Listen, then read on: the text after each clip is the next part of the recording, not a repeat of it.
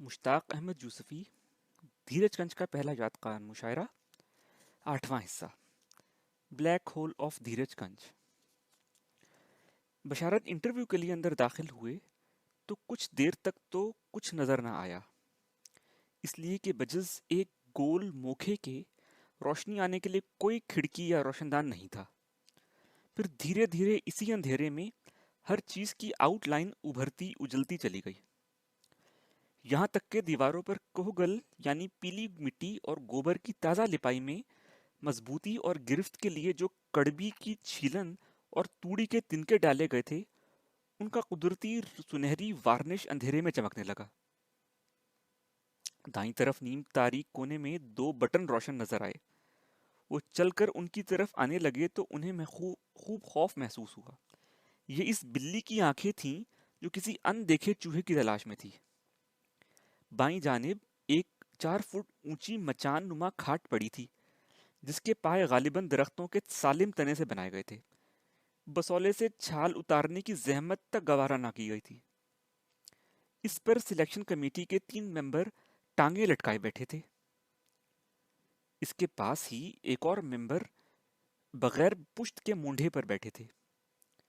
दरवाजे की तरफ पुश्त किए मौलवी मुजफ्फर एक टेकीदार मूंढे पर विराजमान थे, जिसके हत्थों की पैडिंग निकलने के बाद सरकंडे नंगे सर खड़े रह गए थे।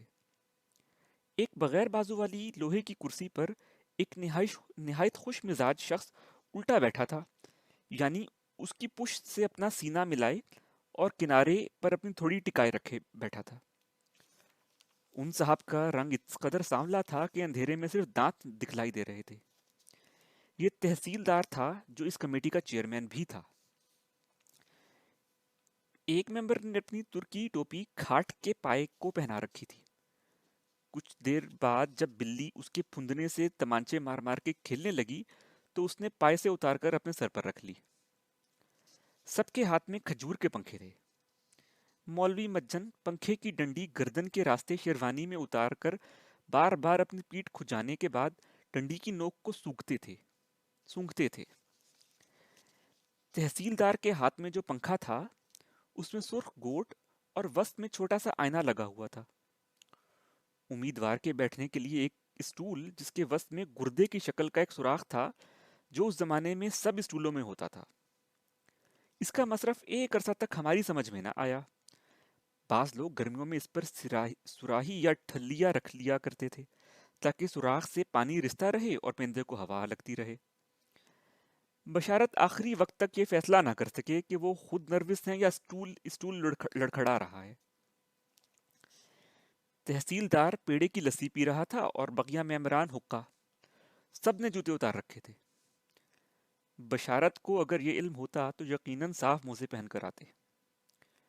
मूने पर बैठा हुआ मेंबर अपने बाएं पैर की दाएं घुटने पर रखे हाथों की उंगलियों से पांव की उंगलियों के पंजे लड़ा रहा था।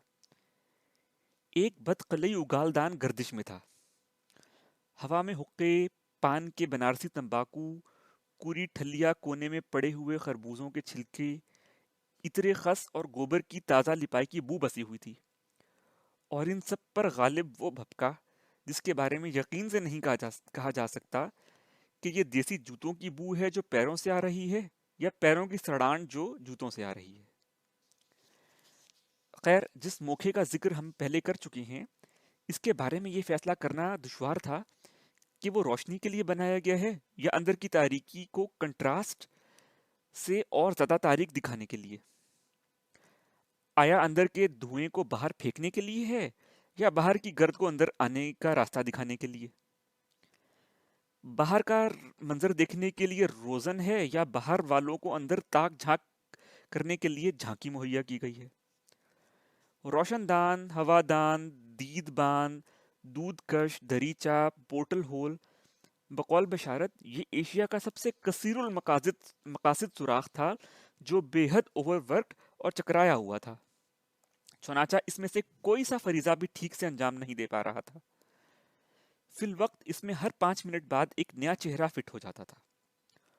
वो दरअसल ये रहा था कि बाहर दीवार तले एक लड़का घोड़ा बनता था और दूसरा उस पर खड़े होकर उस वक्त तक अंदर का तमाशा देखता रहता جب تک گھوڑے کے پیر نہ لڑکھڑانے لگتے اور وہ کمر کو کمانی کی طرح لچکا لچکا کے یہ مطالبہ نہ کرنے لگتا کہ یار اتر، مجھے بھی تو دیکھنا ہے۔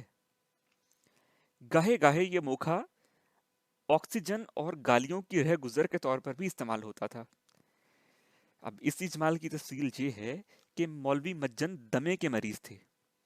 جب کھانسی کا دورہ پڑتا اور ایسا لگتا کہ شاید دوسرا سانس نہیں آئے گا، وہ دوڑ کر آکسیجن کے لیے موکھے میں اپنا منہ فٹ کر دیتے، اور جب سانس کی آمد و رشت بحال ہو جاتی تو قرت سے الحمدللہ کہنے کے بعد لونڈوں کو سڑی سڑی گالیاں دیتے۔ تھوڑی دیر بعد دھوپ کا رخ بدلا تو سورج کا ایک چکا چوند لپکتا نیزہ اس روزن سے داخل ہو کر کمرے کی تاریکی کو چیرتا چلا گیا۔ اس میں دھوئیں کے بل کھاتے مرغولے اور ذروں کا ناچ دیدنی تھا۔ بائیں دیوار کے طاق میں دینیات کے طلباء کے ہاتھ کے بنائے ہوئے استنجے کے نہایت سڈول ڈھیلے قرینے سے تلے اوپر سجے تھے، جن پہ اگر مکھیاں بیٹھی ہوتی تو بالکل بدائیوں کے پیڑے معلوم ہوتے۔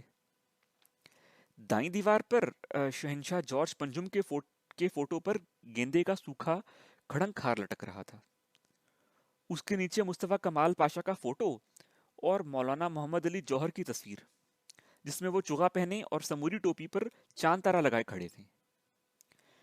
ان دونوں کے درمیان مجن کا بڑا سا فوٹو اور اس کے نیچے فریم کیا ہوا سپاس نامہ جو اساتذہ اور چپراسیوں نے ان کی خدمت میں ہیضے سے جانبز ہونے کی خوشی میں درازی عمر کی دعاؤں کے ساتھ پیش کیا تھا۔ وجہ یہ تھی کہ ان کی تنخواہ 5 مہینے سے رکی ہوئی تھی۔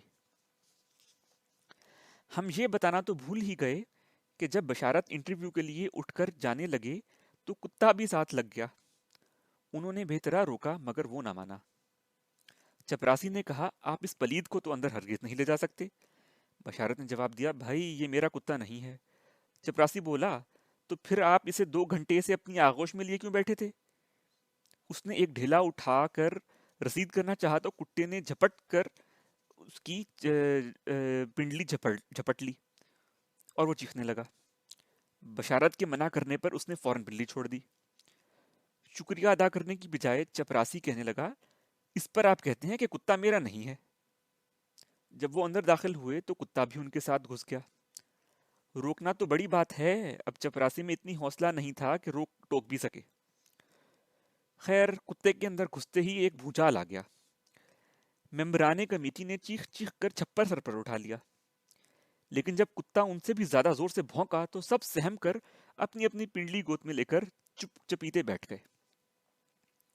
بشارت نے کہا کہ اگر آپ حضرات بالکل خاموش اور ساکت ہو جائیں تو یہ بھی چپکا رہے گا۔ اس پر ایک صاحب بولے کہ حضرت آپ اپنے انٹرویو میں کتا ساتھ کیوں لے کر آئے ہیں؟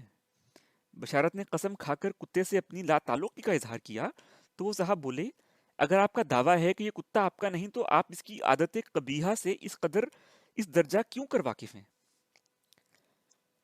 بشارت انٹرویو کے لیے اپنی نشست پر بیٹھ گئے تو کتا ان کے پیروں سے لگ کر بیٹھ گیا۔ ان کا جی چاہا کہ وہ یوں ہی بیٹھا رہے۔ اس کی وجہ یہ تھی کہ اب وہ نروس محسوس نہیں کر رہے تھے۔ انٹرویو کے دوران 2 مرتبہ مولوی مجن نے بشارت کو کسی بات پر بڑی حقارت سے زوردار کہکہا لگایا تو کتا ان سے بھی زیادہ زور سے بھونکنے لگا اور وہ سہم کر اپنا قہقہا بیچ میں ہی سوئچ آف کر کے چپ کے بیٹھ گئے۔ بشارت کو کتے پر بے تحاشا پیار آیا۔